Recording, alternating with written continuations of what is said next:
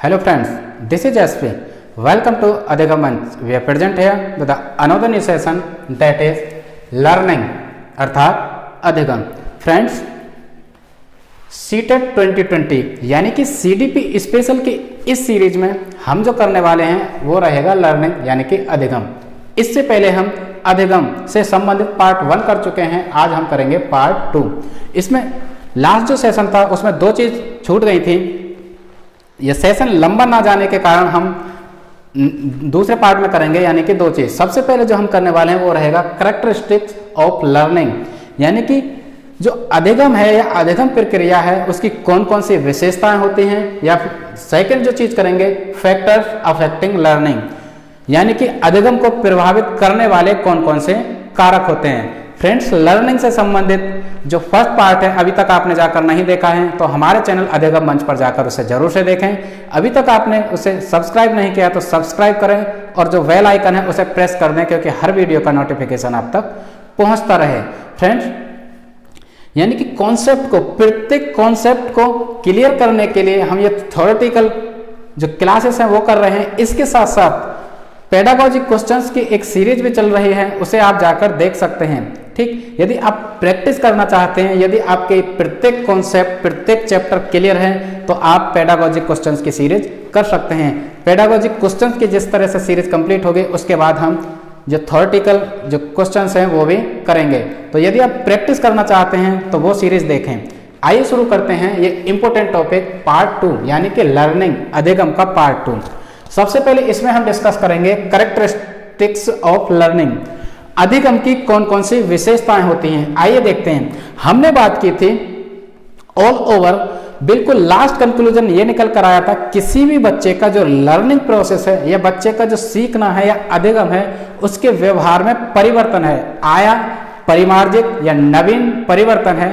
अब वो किस आधार पर होता है, चाहे वो अनुभव के आधार पर हो, चाहे शिक्षण के आधार पर हो, चाहे प्रशिक्षण के आधार पर हो, चाहे उसके एल्डर्स उसे सिखाएं, चाहे वो अनुकरण द्वारा सीखे, ठीक है, या व्यवहार द्वारा व्यवहार में परिवर्तन आए, ये सभी क्या है उसका अधिगम है. बहुत सारी चीजें हम उसमें डिस्कस कर चुके हैं. पार्ट 1 को आप देखना चाहें तो देख सकते हैं. ठीक, तो कैरेक्टरिस्टिक्स में सबसे पहले हम बात करें तो कंटिन्यूटी. सबसे पहले हम बात करेंगे जो अधिगम है लगातार चलने वाला एक प्रोसेस है. किसी भी बच्चे का लगातार चलने वाला प्रोसेस है यानी कि जीवन पर्यंत है. जीवन पर्यंत, जब से बच्चे ने जन्म लिया मां के गर्भ से नए परिवेश में आया और जब तक उसका जीवन है वो लास्ट तक चीजों को सीखता रहेगा, एक्सपीरियंस करता रहेगा, अनुभव करता रहेगा. कुल मिला के वो नित्य नए नवीन परिवर्तन उसके व्यवहार में आएंगे, वो उसका अधिगम है. कुल मिला के learning is the part of development. जो विकास है किसी बच्चे का, बाल विकास की जब भी हम बात करते हैं, जो विकास है उसका ही एक पार्ट है लर्निंग अधिगम. ठीक है, तो जिस तरह से डेवलपमेंट चलता है किसी बच्चे का जीवन पर्यंत, कंटिन्यूटी लगातार चलता रहता है, डिफरेंट स्टेज में गुजरता है. जस्ट इसी तरह से जो कंटिन्यूटी है यानी कि लर्निंग भी लगातार जीवन पर्यंत चलने वाली प्रक्रिया है. ठीक, तो पहले हमने बात की यानी कि कंटिन्यूटी, इसकी एक ये विशेषता हो गई कि लगातार चलता रहता है. इसके बाद यदि हम बात करें सेकंड यानी कि नवीन अनुभव, यानी कि अधिगम द्वारा या इस प्रोसेस में बच्चा या कोई भी व्यक्ति नित्य नए अनुभव प्राप्त करता है जिसके कारण उसके व्यवहार में परिवर्तन आता है.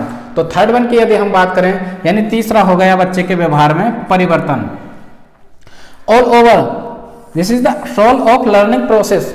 यदि हम अधिगम प्रक्रिया की आत्मा की बात करें, ठीक है, या सेंटर की बात करें तो बिल्कुल व्यवहार में जो परिवर्तन है, व्यवहार में परिवर्तन ही अधिगम है या लर्निंग है. किसी बच्चे के व्यवहार में परिवर्तन, चाहे उसका किस तरीका कोई भी हो, किसी तरीके से परिवर्तन आए. ठीक, इसके बाद फोर्थ की बात करें तो समायोजन या अनुकूलन. नई नई परिस्थितियों के साथ अनुकूलन बिठाना, नए परिवेश के साथ समायोजन बिठाना. ठीक है, विभिन्न परिस्थितियों में किस तरह से बच्चा पढ़ता है. कुल मिला के कह सकते हैं कि ये बहुत अच्छा इसका लर्निंग प्रोसेस है, बहुत अच्छी तरह से सीख रहा है. लास्ट सेशन में मैंने क्लियर किया था कि सिर्फ लर्निंग या अधिगम बुक्स, किताब या डिग्री तक ही सीमित नहीं होता. प्रत्येक चीज को जो बच्चा सीखता है, अनुभव करता है, वो लर्निंग प्रोसेस होता है. ठीक है, एक पार्ट है, सिर्फ बच्चा स्कूल जाता है, चाहे इंग्लिश फर्राटेदार बोले, चाहे मैथ्स कैलकुलेशन अच्छी तरह कर पाए, या किसी भी सब्जेक्ट को वो पढ़ पाए, वो भी एक पार्ट है लर्निंग का। लेकिन इसके अलावा नित्य नए उसके व्यवहार में परिवर्तन आते हैं, वो सभी क्या है, उसका अधिगम है। तो समायोजन हो गया या फिर अनुकूलन हो गया, अपने अनुभवों के आधार पर, ठीक है, वो अनुकूलन करता है और सीखता है खुद से। इसके बाद फिफ्थ की यदि हम बात करें तो पर्सनैलिटी डेवलपमेंट, यानी कि बच्चे के अनुभव द्वारा, बच्चे के व्यवहार द्वारा, परिवर्तन द्वारा उसके व्यवहार में परिवर्तन आता है, तो उसकी पर्सनैलिटी डेवलप होती है, उसका जो व्यवहार है उसमें निखार आता है। ठीक है, जैसे मान लीजिए कोई एक बच्चा है, सबसे पहले उसकी यानी इकोनॉमिकल कंडीशन, फाइनेंशियल प्रॉब्लम है, यानी कि थोड़ी आर्थिक स्थिति कमजोर है, उस स्थिति में रहता है। धीरे धीरे बच्चा पढ़ा लिखा, नई नई चीजें सीखी, उसने एक्सपीरियंस की, अनुभव की, एटलीस्ट पढ़ने के बाद वो बहुत अच्छी पोस्ट पर चला जाता है, एक अच्छे से ऑफिस में जाता है। ठीक, वो साधारण कपड़े पहनता था पहले, उसके बाद वो जब ऑफिस में जाता है तो सूट वूट में जाता है अच्छी तरह से। कुल मिला के उसका लैंग्वेज डेवलपमेंट होता है, उसका नैतिक विकास होता है, उसका संवेगात्मक ऑल ओवर डेवलपमेंट होता है। कुल मिला के उसने चीजें सीखी, ठीक है, अनुभव की, अनुकूलन किया, समायोजन किया, उसके साथ साथ उसकी जो पर्सनैलिटी है उसमें निखार आया। तो कुल मिला के हम कह सकते हैं यानी कि पर्सनैलिटी में डेवलपमेंट आता है अधिगम के द्वारा। इसके बाद आदत निर्माण, आदत में भी निर्माण होता है। ठीक, पहले उसकी आदत कुछ और रही होंगी, लेकिन वो अनुभव करता है, फिर उसे नई आदत पड़ जाती है। कुल मिला के आदत का भी निर्माण होता है। आदत निर्माण की यदि हम बात करें तो इसकी दो आदत हो सकती है फ्रेंड्स, दो फैक्टर हो सकते हैं, नेगेटिव और पॉजिटिव। सकारात्मक आदत का निर्माण भी हो सकता है यदि उसका किसी बच्चे का वातावरण या उसका माहौल इस तरह का है कि वहां पे चोर लुटेरे बदमाश शराबी कबाबी आदि तरह के लोग रहते हैं। सॉरी, वैसे इस तरह की बातें कहनी नहीं चाहिए मुझे, लेकिन आदत निर्माण की यदि बात करें, बच्चे के माहौल में, बच्चे की संगत में इस तरह के लोग हैं तो उस पर नकारात्मक प्रभाव पड़ेगा। यदि सभी लोग लिटरेट हैं, पढ़े लिखे हैं, अच्छे नौकरी पेशे वाले हैं, हाई सोसाइटी वाले हैं, तो बच्चे का सकारात्मक की तरफ उसका व्यवहार परिवर्तित होगा। तो कुल मिलाकर आदत निर्माण की यह बात हो गई। इसके बाद लक्ष्य निर्देशित होती है जो प्रोसेस है अधिगम, क्योंकि आपने कभी देखा है कि किसी गाय या भैंस ने अपना लक्ष्य निर्धारित किया है कि मुझे ये करना है, ठीक है, हाँ बेशक हम डंडा लेके भैंस को हाँकें, उसको लक्ष्य निर्देशित करें कि आपको वहां जाना है, लेकिन वो जरूरी नहीं वहां जाए, वो इधर उधर भी भाग सकती है। लेकिन जो लर्निंग है या एक्सपीरियंसेस हैं, अनुभव हैं, जो अधिगम है वो सिखाता है, यानी कि बच्चे को लक्ष्य निर्देशित करता है। सीखने के बाद, अनुभव करने के बाद, लर्निंग के बाद ही बच्चा अपने लक्ष्य निर्देशित कर पाता है, मतलब अपने लक्ष्य निर्धारित करता है कि मुझे ये बनना है, मुझे डॉक्टर बनना है, मुझे इंजीनियर बनना है, मुझे अपनी पर्सनैलिटी डेवलप करनी है, मुझे लैंग्वेज डेवलप करनी है, कम्युनिकेशन स्किल बढ़ाना है आदि। या फिर हम बात करें कि मुझे इस बार सीटेट पास करना है, सीटेट में 60 से 70% या और उससे एबव लाने हैं। ठीक, तो ये रहा उसका लक्ष्य निर्देशित। एक एग्जाम्पल मुझे याद आया, मान लीजिए किसी बच्चे के लास्ट यानी कि 89 मार्क्स रह जाते हैं, सीटेट में रह गए हैं, तो उसने एक अनुभव किया, एक्सपीरियंस किया, ठीक है, बहुत कुछ पढ़ने के बाद भी कि मेरी कहाँ पर कमी रह गई, यानी ईवीएस में रह गई, या मैथ पेडागोजी में रह गई, या हिंदी पेडागोजी में, या फिर चाइल्ड साइकोलॉजी तो मेरी बिल्कुल समझ में नहीं आई थी। तो इस तरह से उसने अनुभव किया। आगे सिर्फ एक नंबर की बात है, यदि उसे 60% मार्क्स लाने हैं, वैसे सीटेट में इस तरह के कोई बाउंडेशन नहीं है, सिर्फ 60% यानी क्वालिफाइंग होता है। लेकिन और एग्जाम्स की यदि हम बात करें तो वो यदि रह जाता है 1-2 नंबर से, तो उसने एक्सपीरियंस किया, कुल मिलाकर अनुभव के आधार पर वो व्यवहार में परिवर्तन लाएगा, अच्छी तरह से तैयारी करेगा, अपना लक्ष्य निर्देशित करेगा, ठीक है, यानी कि एक एम, एक टारगेट बनाएगा, उसके साथ वो यहाँ पे सिर्फ 90 की बात ना करके यानी कि 110 या 120 मार्क्स प्राप्त कर पाएगा इस तरह से। तो ये रही बात, जो अधिगम है या लर्निंग है वो लक्ष्य निर्देशित होती है। लास्ट एक और देख लें यदि हम, तो हमारी जो लर्निंग है वो यूनिवर्सल होती है, सार्वभौमिक होती है, ठीक है, यानी कि किसी बच्चे को हम डायरेक्ट रूप से कुछ चीज नहीं सिखा पा रहे हैं या नहीं सिखा रहे, तो हम ये नहीं कह सकते कि उसका लर्निंग प्रोसेस यानी कि अधिगम प्रक्रिया नहीं चल रही, नहीं, ये यूनिवर्सल है। ये जो प्रोसेस है, लर्निंग प्रोसेस, अधिगम की प्रक्रिया सार्वभौमिक है। बच्चा अपने अनुभव के आधार पर अपने चारों ओर उसके एल्डर्स, उसके बड़े, उन सब से वो खुद पे खुद चीजें सीख जाता है, ठीक।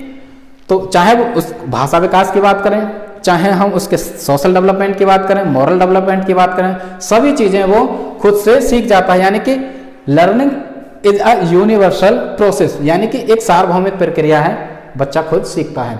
तो आई होप लर्निंग की कैरेक्टरिस्टिक्स यानी कि अधिगम की विशेषताओं से आपको बिल्कुल चीज़ें क्लियर हुई होंगी। अब हम बात करते हैं सेकंड पॉइंट यानी कि फैक्टर्स अफेक्टिंग लर्निंग, अधिगम प्रक्रिया को प्रभावित करने वाले कारक। ठीक है, अधिगम प्रक्रिया को कौन कौन से कारक हैं जो प्रभावित करते हैं? बहुत सारे कारक हो सकते हैं, लेकिन मैंने कुछ यहाँ पे लिखे हैं जो इंपॉर्टेंट हैं। देखिए, सबसे पहले अभिप्रेरणा। अभिप्रेरणा मतलब मोटिवेशन। सबसे पहले बच्चा कोई चीजें तब तक नहीं सीखेगा तब तक उसे मोटिवेशन नहीं मिलेगा, उसे अभिप्रेरणा नहीं मिलेगी। अभिप्रेरणा मिलती कहां से है फ्रेंड्स? अभिप्रेरणा का जन्म होता है नीड से। नीड मतलब आवश्यकता। कहते हैं ना कि आवश्यकता आविष्कारों की जननी है। जब तक किसी चीज बच्चे को, किसी व्यक्ति को किसी चीज की जरूरत नहीं होगी, नीड नहीं होगी, तब तक वो कुछ चीजें नहीं कर पाएगा, उसे जरूरत नहीं होगी। ठीक है, तो नीड से सबसे पहले उसे अभिप्रेरणा मिली, एक मोटिवेशन मिली और उसने सीखना प्रारंभ किया, उसका लर्निंग प्रोसेस चलेगा। तो अभिप्रेरणा उसे बहुत ज्यादा इफेक्ट करेगी। जब तक बच्चे को मोटिवेशन नहीं मिलेगा वो चीजें नहीं सीख पाएगा। नहीं सीख पाने से मतलब नहीं पढ़ पाएगा, नहीं लिखना सीख पाएगा, उसका ऑल ओवर डेवलपमेंट नहीं हो पाएगा।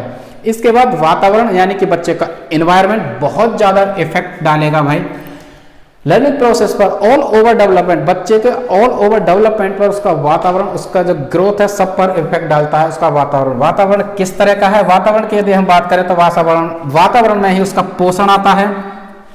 पोषण मतलब किस तरह से उसको नर्चर किया गया है, किस तरह से उसके पोषण मिले हैं, न्यूट्रिएंट्स वगैरह मिले हैं, खान पान की हम बात कर रहे हैं, सीधे सीधे ये कहें, या उसे किस तरह का प्रशिक्षण मिला है, किस तरह की शिक्षा मिली है, किस तरह का उसका माहौल मिला है। तो वातावरण होगा वेरी इंपॉर्टेंट। वातावरण सबसे ज्यादा इफेक्ट करेगा उसके लर्निंग को।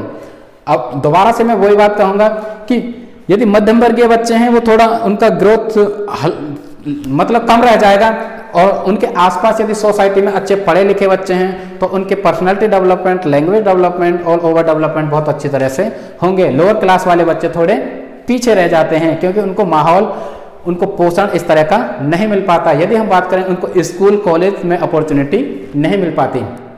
Clear friends? यानी कि हम लर्निंग प्रोसेस यानी कि अधिगम से संबंधित पार्ट 2 कर रहे हैं। इससे पहले हम पार्ट 1 भी कर चुके हैं।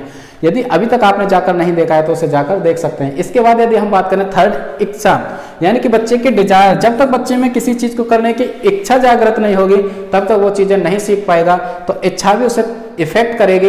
इसके बाद यानी कि वंशानुक्रम यानी कि हेरिडिटी, बच्चे के आनुवांशिक जो गुण होते हैं, विशेषता, वो भी बहुत ज्यादा इफेक्ट डालेंगे बच्चे के लर्निंग पर, बच्चे के अधिगम पर। यानी कि किस तरह से उसके माँ बाप सीख पाए। ठीक है, माँ बाप से जो आई विशेषताएं, यदि किसी बच्चे के माँ बाप थोड़े कम पढ़े लिखे हैं तो बच्चे में जो लर्निंग प्रोसेस है थोड़ा स्लो होगा, लेकिन बिल्कुल कह नहीं सकते कि नहीं होगा, क्योंकि कम पढ़े लिखे बच्चों के भी जो पेरेंट्स के बच्चे IAS, PCS, कलेक्टर सब बन जाते हैं। ठीक है, लेकिन उनको माहौल अच्छी तरह से मिलता है। तो ये एक डिबेट है, यानी कि जिसे हम नेचर नर्चर डिबेट कहते हैं, वो दूसरा विषय है, उसे छोड़िए। इसके बाद परिपक्वता यानी कि मेच्योरिटी भी अधिगम प्रोसेस को बहुत ज्यादा इफेक्ट करती है। मेच्योरिटी से मतलब जब तक बच्चा परिपक्व नहीं होगा, एक एज नहीं होगी, तब तक वो नई चीजें सीख पाएगा। मान लीजिए हम 5 साल के बच्चे को, कोई 5 साल का बच्चे है, उसे प्याजे पढ़ाने लगे या फिर और शेक्सपियर को पढ़ाने लगे तो उसकी समझ नहीं आएगी ना। शेक्सपियर पढ़ाने के लिए 16 से 18 वर्ष का कोई बच्चा हो, यानी कि कॉलेज में प्रवेश करेगा, तभी तो वो शेक्सपियर को सीख पाएगा। तो कुल मिला के मेच्योरिटी यानी कि एक स्टेज, एक एज के बाद परिपक्वता आती है, वो भी बहुत ज्यादा इंपॉर्टेंट है लर्निंग प्रोसेस को प्रभावित करने के लिए, अफेक्ट करने के लिए। ठीक, जब तक बच्चा परिपक्व नहीं होगा तब तक चीजें नहीं सीखेगा। कुल मिला के उम्र के हिसाब से, अनुभव के हिसाब से बच्चा खुद पर खुद सीखता चला जाता है। पोषण हो गया, उसके बाद उसकी संस्कृति की बात करें तो एनवायरनमेंट में ही आ जाती है, उसकी सोसाइटी। ठीक है, संस्कृति के बाद यहाँ बात करें उसका समाज, ये सब वातावरण में ही आ जाते हैं, संस्कृति और उसका समाज। इसके बाद शारीरिक एवं मानसिक स्वभाव, बच्चे का फिजिकल जो ग्रोथ है वो ज्यादा इफेक्ट करेगी। यदि बच्चा शारीरिक रूप से थोड़ा विकलांग है या कमजोर है, मानसिक स्वभाव थोड़ा चिड़चिड़ा है, तो बच्चा अच्छी चीज़ें अच्छी तरह से नहीं सीख पाएगा, उसका लर्निंग प्रोसेस थोड़ा स्लो रहेगा, फास्ट नहीं हो पाएगा। कहते हैं ना कि स्वस्थ मस्तिष्क में ही स्वस्थ शरीर में ही स्वस्थ मस्तिष्क का निर्माण होता है। यदि बच्चे का शरीर बेहतरीन रहेगा, उसे पोषण अच्छी तरह से मिलेगा, तो उसका जो मस्तिष्क है, उसका जो माइंड है बेहतरीन रहेगा, तो उसका जो लर्निंग प्रोसेस है अच्छा रहेगा। ठीक है, इसके बाद यदि हम बात करें तो विषय वस्तु का स्वरूप, मतलब जिस चीज को हम सिखा रहे हैं बच्चे को, क्योंकि जब बच्चा स्कूल जाता है तो टीचर का दायित्व होता है कि बच्चे को जो चीजें सिखा रहे हैं उस विषय वस्तु का इस तरह से चयन होना चाहिए बच्चे के इंडिविजुअल डिफरेंसेस के आधार पर कि बच्चा कौन सी चीजें सीखना चाहता है और कौन सी चीजें हम उससे सिखा सकते हैं। ये रही एक बात। लास्ट एक और देख लेते हैं, शिक्षण प्रशिक्षण विधियां। ठीक है, यानी कि बच्चे को हम किस विधि से पढ़ा रहे हैं, उसके शिक्षण और प्रशिक्षण की विधियों पर भी एक टीचर को, एक स्कूल को, एक कॉलेज को ध्यान रखना चाहिए कि ये उस पर मतलब अच्छी तरह से उसके लर्निंग प्रोसेस में एक इम्पोर्टेंट रोल अदा कर पा रहे हैं या नहीं। ठीक, तो फ्रेंड्स हमने यहाँ पे बात की यानी कि लर्निंग की कैरेक्टरिस्टिक्स ऑफ लर्निंग, अधिगम की विशेषताएं, ये कुछ विशेषताएं आई होप यहाँ से बिल्कुल क्लियर हुआ होगा। लर्निंग का जो कॉन्सेप्ट है, फैक्टर्स अफेक्टिंग लर्निंग, लर्निंग को प्रभावित करने वाले कारक, इसके अलावा बहुत सारे और भी कारक हो सकते हैं, बहुत सारी और भी विशेषताएं हो सकती हैं। फ्रेंड्स आई होप यहाँ से लर्निंग का जो चैप्टर है बिल्कुल आपको क्लियर होगा। इसके साथ हम जो क्वेश्चंस की सीरीज करेंगे उसमें सारी चीज़ें क्लियर कर लेंगे। आई होप यहाँ से बिल्कुल क्लियर हुआ होगा। यदि थोड़ी सी भी हेल्प मिलती है तो अपने फ्रेंड्स के साथ लाइक करें, कमेंट करें और प्रत्येक यदि कोई क्वेरी हो तो हमें ज़रूर से बताएं। मैं एसपी आपसे विदा लेता हूँ। नमस्कार।